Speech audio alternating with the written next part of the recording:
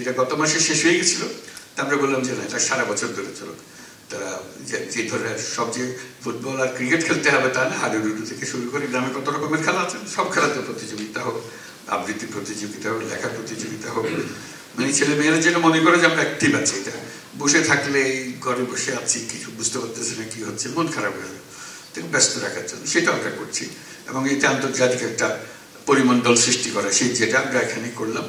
ওখানে তারা খুব ভালো লাগছে যে আমরা তো আন্দাজে নিয়ে এসেছি তাদেরকে, তো জিজ্ঞাসা করি না আনবো কেন না। এখানে যে গ্রহণযোগ্যতা, সবাই খুব আগ্রহ সহকারে তাদের নেতৃস্থানীয়, বিশেষ করে মহিলা নেত্রী, এখানে তো খুব ইম্পর্টেন্ট মহিলা নেত্রী আছে, তারা খুবই উৎসাহ নিল, আগ্রহ করে, সেটা আমরা করলাম। তো সার্বিকভাবে আমি বলবো যে এটা খুব চমৎকারভাবে গেছে। আমাদের অসংখ্য ধন্যবাদ, আপনারা অনেক সহযোগিতা করেছেন আমাদের। আমরা বেশি সময় দিতে পারলে ভালো হতো, কিন্তু এটা আমাদের জন্য বেশি প্রয়োজনীয় ছিল সময়টা দেওয়া। তাদের কাছে এসছে, এটা আমরা আমাদের তো যে কোনো সময় করতে পারি, কিন্তু এটা সময়টা মিস হয়ে গেলে আমরা আর করতে পারবো না। তবে সর্বপর্যায়ে এটা কি পর্যায়ে হয়েছে, আপনাদের খবরগুলো পত্রপত্রিকায় আসছে কিনা এখানকার যাই না, কিন্তু বাংলাদেশের পত্রপত্রিকায় পাবেন। ওখান থেকে যেহেতু এখান থেকে খবর পাঠাচ্ছেন, আমাদের প্রেস উইং যারা আছে তাদের খবর পাঠাচ্ছে, কাজে ওখান থেকে আপনারা খবর পাবেন। আজকে যেটা করবো, আপনাদের কাছ থেকে শোনা, আমার কথা আসলে বলার কথা না, আপনাদের কাছ থেকে শোনা। কয়েকজনের নির্ধারিত আছে, একটু বলবেন, বলুক আমাদের রাষ্ট্রদূত নজরুল, বলুন। উত্তরের জন্য আমাদের পুরো 4,25,000 বাংলাদেশিদের পুরো কমিউনিটি অনেকদিন ধরে অপেক্ষা করছিল। তো তারা আজকে তাদের এই স্বপ্নটা সফল হয়েছে।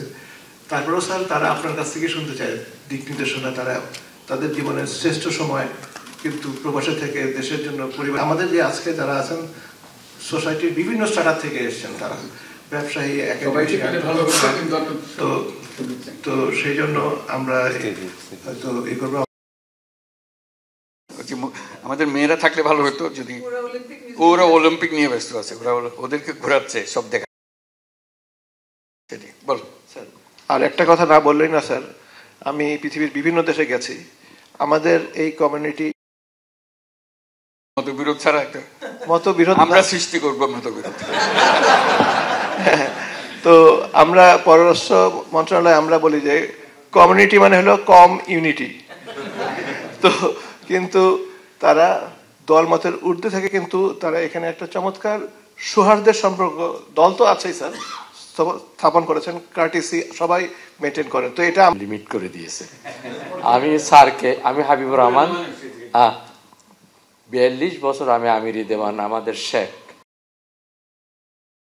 ইনকাম ট্যাক্স বাংলাদেশে আমরা ফর যারা এক্সপার্ট, আমরা আবার আপনাকে ধন্যবাদ জানাচ্ছি। আমাদের সুনজরে দেখবেন রেমিটেন্স।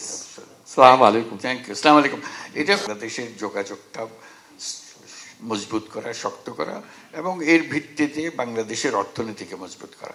যে আপনাদের কি কি দরকার, কি কি বিষয়, সেগুলো আমাদের প্রতিনিয়ত শুনতে হবে, একবার না, প্রতিনিয়তভাবে শুনতে হবে যে কি হচ্ছে। যেহেতু করে আপনাদের রাস্তায় সহজ করে দিলে আমাদের জন্য জিনিসটা মঙ্গলজনক হবে। যেহেতু আপনারা যা করছেন, এটা আপনারা হয়তো আসার সময় মনে করেন না যে দেশের মঙ্গলের জন্য আসতেছেন, নিজের চাকরি বা নিজের ব্যবসার জন্য এসছেন, কিন্তু আপনারা বড় রকমের সহায়তা করছেন। বিশেষ করে এই বিপদের দিনে আপনারা না দাঁড়াইলে বাংলাদেশ সোজা হয়ে দাঁড়াতে পারত না। আপনারাই তারা শক্ত করে রাখছেন। এই পর্যন্ত যে মজবুত হয়েছে, এই যে ফয়জুল একটা বলবে নাকি কি করছো তোমরা এই টাকা দিয়ে, এটা বলো যে কত পয়সা আদায় করে, যে দেনা শোধ করলে, দেনা শোধ করলে, এটা বুঝতে হবে তোদেরকে। খুব আপনারা জানেন যে অর্থনীতিকে একটা বিধ্বস্ত অবস্থায় রেখে দেওয়া হয়েছে। আমার শুধুমাত্র বিদ্যুৎ জ্বালানি খাতে মানে বকেয়া, মানে এলএনজির পাওনা, তারপরে তেলের পাওনা 3.2 বিলিয়ন ডলার ছিল। তো সেইটাকে এই আমরা মাত্র 8 মাসের সরকার, এই 8 মাসের সরকারে আমরা এটা 600 মিলিয়নে নিয়ে আসি। তো এইটা পরিশোধ করার সম্ভব আপনাদের সহায়তার জন্য আর কি। তারপরে এছাড়াও অন্যান্য বিভিন্ন কাজে আপনাদের এটা, ওই জন্য আপনাদের উপরে কিন্তু আমাদের অর্থনীতি নির্ভরশীল। জি জি, আমাদের রিজার্ভ বাড়ছে। তারপর আমরা যে বাইরে থেকে যে আমরা চাপ দিত IMF, তাদের সঙ্গে আমাদের যে কথাবার্তা বলার আমাদের একটা শক্তি বাড়ছে। একটু মনে করে কাতারের কত পাওনা ছিল, আচ্ছা যে আজকে যে গলাফুট কাতারে এই যে যেটা বললাম আসতে পেরেছে তাদের প্রতিটি পয়সা শোধ করে দেওয়া। কাতার থেকে আমরা এলএনজি কিনি লং টার্ম কন্ট্রাক্টে। তো 254 মিলিয়ন ডলার এরকম একটা পাওনা ছিল। তো আমরা যেহেতু স্যার যেহেতু আসবেন, স্যারের যাতে মুখ থাকে এবং ওদের সামনে যাতে আমরা আপনাদের পক্ষে ইয়ে হয়ে দাঁড়ায় থাকতে পারি, আমরা আশা এই যে গতকালকে আমরা সব টাকা পরিশোধ করে এখন আর 1 টাকাও ইয়ে না। এবং আমাকে কাতারের যে মানে এনার্জি যে মিনিস্টার সে সাদ আমাকে ইয়েতে হোয়াটসঅ্যাপে ধন্যবাদ জানাইছে যে ওরা এটা এত তাড়াতাড়ি এটা আশা করে না। এটা আপনাদের সহায়তার জন্য এটা সম্ভব হয়েছে। আপনাদেরকে অসংখ্য ধন্যবাদ। জোরে হাততালি।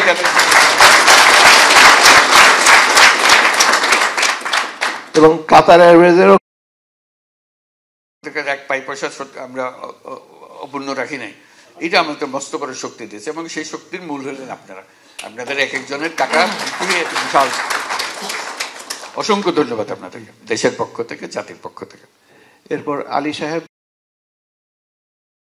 প্রধান উপদেষ্টা স্যারের সাথে এখানে একত্রিত হওয়ার মতো তৌফিক আদায় করেছেন। আমি 36 বছর যাবৎ কাতারে আছি। 1000 রিয়াল বেতনে 10 বছর কাজ করছি। এখন আমার 14টা কোম্পানি, সেখানে 1200 বাংলাদেশি কর্মরত আছে।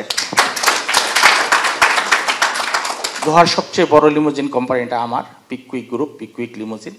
সেখানে 900 ড্রাইভারের উপরে কর্মরত আছে আলহামদুলিল্লাহ। আমি প্রবাসীদেরকে নিয়ে 2-4টা কথা বলবো। প্রবাসীদেরকে এয়ারপোর্টে আরেকটু সুযোগ সুবিধা করে দেওয়া, যেভাবে নাকি আমরা পরিবার নিয়ে যারা যাই তাদের জন্য আলাদা একটা লাইন যাতে থাকে, এবং হয়রানি বন্ধ করা। প্রায় আমরা খবরে দেখি ব্যাগগুলো কাটা হয় এবং প্রবাসীদের গায়ে হাত পর্যন্ত তোলা হয়। এই জিনিসগুলো থেকে যাতে স্যার আমাদের প্রবাসীরা আরেকটু রিল্যাক্স হতে পারে, যাতে আমরা আমাদের মনের খুশিতে দেশে প্রবেশ করলেন, এই খুশিটা যেন অনুভব করতে পারেন। তো সেই জন্য আমরা বলছি যে তাদেরকে ভিআইপি গেস্ট হিসেবে ট্রিট করবা। এরা সবাই আমাদের ভিআইপি, তারা আসছেন, তাদের সমাদর করা, তাদের জায়গা দেওয়া, লাউঞ্জ।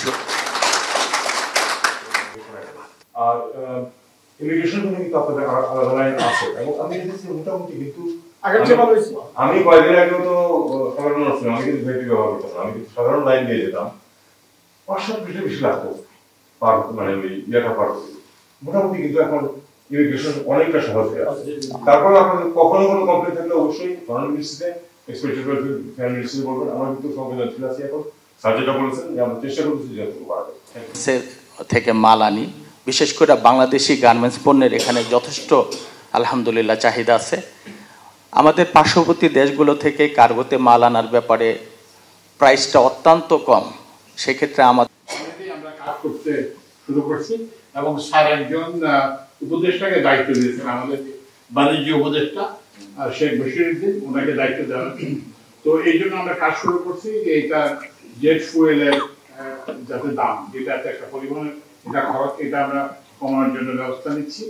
তারপরে হচ্ছে যে ওদের বিভিন্ন চার্জেস আছে, বিমানের বিভিন্ন চার্জেস আছে, সেগুলো আমরা রিভিউ করার ব্যবস্থা নিচ্ছি। তারপরে বিমানের রানওয়ের একটা আছে, যে জন্য এটা পুরো লোডে করতে পারে না, সেটার জন্য আমরা ব্যবস্থা নিচ্ছি।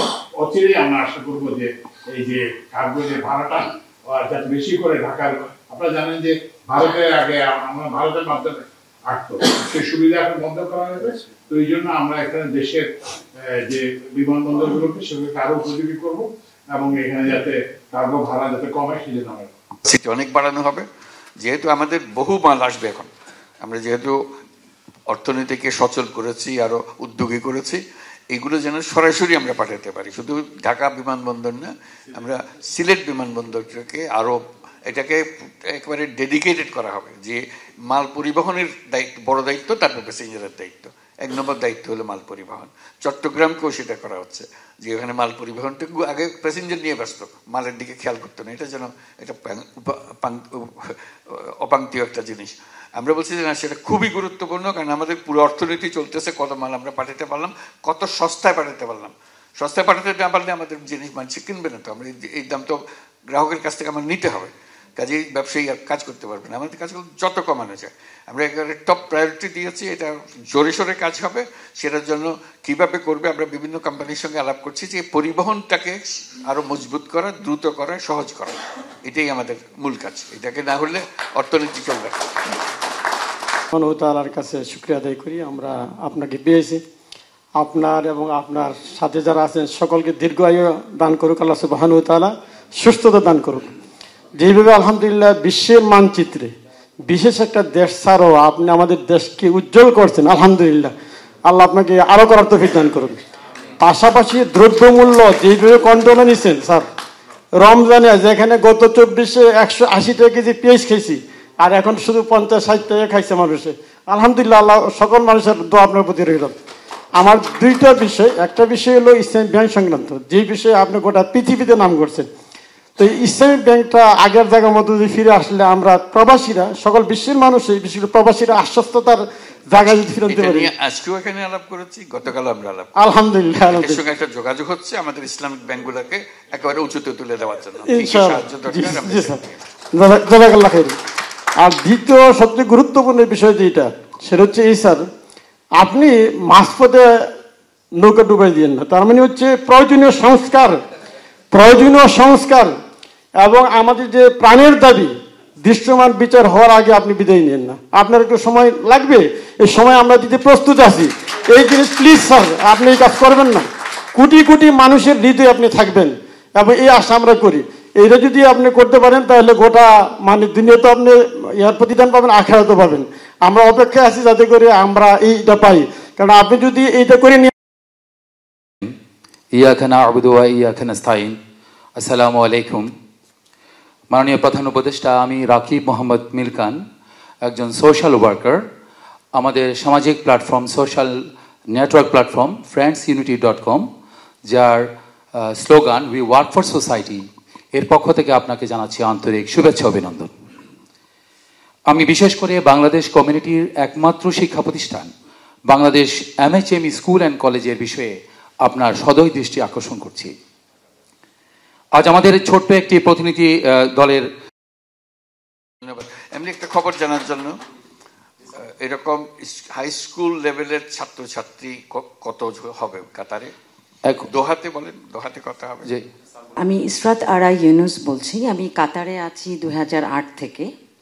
আমি বাংলাদেশে আমি কর্পোরেট ব্যাংকার ছিলাম। আমি একটা ছোট্ট, যেহেতু হাবিব ভাই রিকালেকশন করলো তার মেমোরি, আমিও আপনাকে একটা রিকালেকশন করাতে চাই। কালকে আপনি বলছিলেন আমাদের ইনভেস্টমেন্ট সামিটে যে গ্রামীণ ফোন যখন শুরু হয় তখন টেলিনর থেকে ওরা ফান্ড দেওয়ার কথা। And I hope you remember যে টেলিনরের ওই ফান্ডটা আসাতে একটা গ্যাপ ছিল এবং বাংলাদেশের ANZ গ্রিনলেস ব্যাংক থেকে ব্রিজ ফাইন্যান্সিংটা করা হয়েছিল। অ্যান্ড আমি সেই ইসরাত আরা ইউনুস, যে কর্পোরেট রিলেশনশিপ ম্যানেজার ছিলাম তখন। তো আমি কাতারে 2008-এ আসার পরে আমি HSBC ব্যাংক মিডল ইস্টে আমি কাজ করেছি। বাংলাদেশে আমি আমেরিকান এক্সপ্রেস ব্যাংকে ডিরেক্টর হয়ে যাওয়ার পরে আমি রিটায়ারমেন্টে চলে যেয়ে আমি কর্পোরেট ওয়ার্ল্ডে ছিলাম। বাট কাতারে যখন আসি তখন আমি আবার ব্যাংকিং সেক্টরে চলে যাই। তো তারপরে আমি 5 বছর পরে নিজেই আমি এখন ফিনান্সিয়াল অ্যাডভাইজারি ফার্ম আছে আমার QFC এর আন্ডারে। অ্যান্ড আমরা গত 9 বছর থেকে কাতারে কাজ করছি।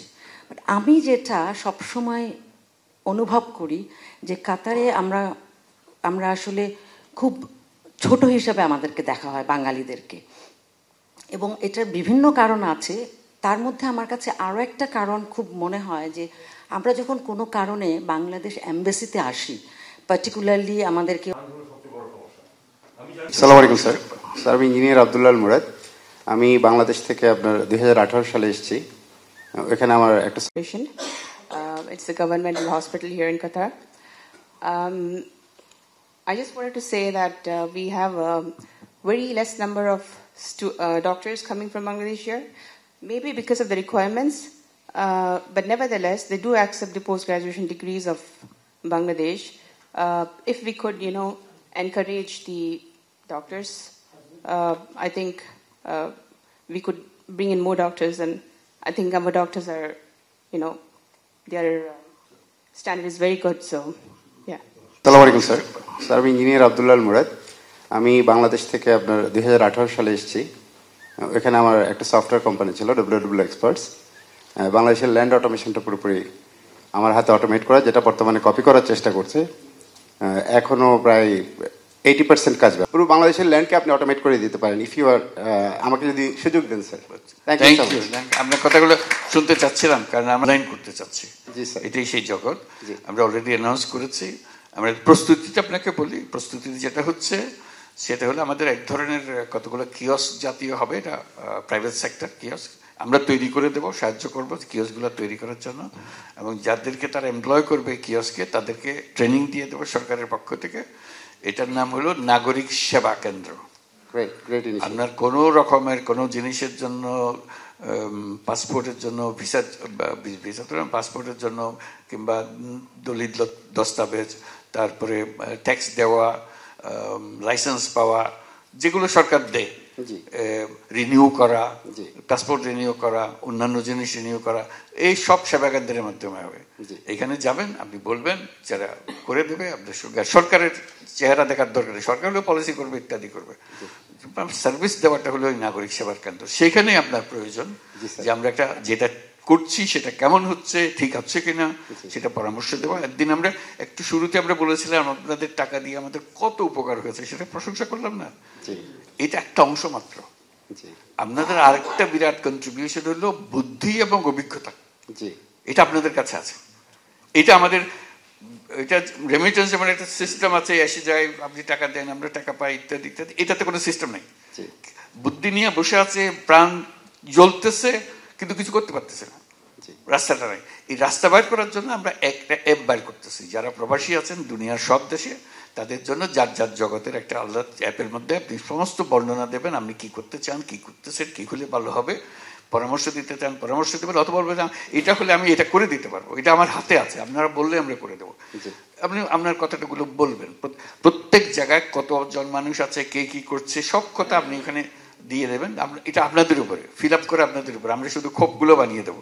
খোপগুলো বানিয়ে দিলে এই জিনিস, যাতে করে আপনাদের সঙ্গে আমাদের কন্টিনিউয়াস ইন্টারাকশন হয়। আপনি যে লোকের সঙ্গে কথা বলতে চাচ্ছেন সেই লোকের সঙ্গে ওইখানে কানেক্টেড হয়ে যাবেন। এটা এই চিঠি লেখালেখি ইত্যাদির মধ্যে নেই, যোগাযোগ সঙ্গে হবে। এই যে বললাম, এটা তো আমরা করতেছি। এই সিস্টেমটা কিভাবে আরো উন্নত করা যায়, আপনার মাথায় যদি কোনো বুদ্ধি খেলে এটার জন্য আমাদেরকে লিখলে, আমরা যারা এগুলো ডিজাইন করি তাদের বলে এটাও খেয়াল করো ওরা কি বলতেছে, এই জিনিসটা করা। কারণ আপনাদের বুদ্ধি ছাড়া আমাদের তড়িৎ গতিতে অগ্রসর হওয়ার কোনো উপায় নেই। কারণ আপনাদের কাছে সমস্ত বুদ্ধি, যেহেতু আমরা বৃহত্তর জগতে কাজ করি, আমরা ছোট্ট জগতের ভেতরে আছি এবং এই ছোট্ট জগতের মধ্যে খেলা যা কিছু করছে, কিন্তু আপনাদের সরলটা পরামর্শটা পেলে তখন এটা বিশাল জিনিস হয়ে যেতে পারে।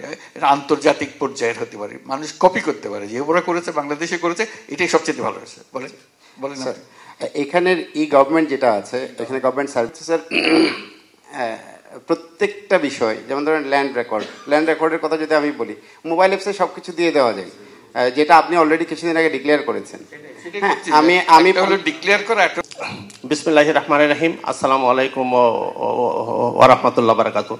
স্যার, আমি বাংলাদেশ গণ অধিকার পরিষদ, পাশাপাশি কাতারের প্রবাসী। লাইসেন্স পেতে কষ্ট হয়, আমি হাসপাতালের লাইসেন্স পাচ্ছি না, সেটা আমাদেরকে বলবেন। জি, উদ্যোগ আপনাদের জমি আছে, আপনার ডাক্তার আছে, আপনারা আপনাদের তো করবেন। এটা আমার কাছে কি চাই না, আমরা চাচ্ছিলাম স্যার আপনি যদি একটা জমি যদি বরাদ্দ দেন, তাহলে আমরা সকল প্রবাসীরা মিলে জমির জন্য আটকে থাকবেন, এটা কথা হলো। Follow us on Facebook, subscribe our YouTube channel, get the latest update on www.daily-sun.com.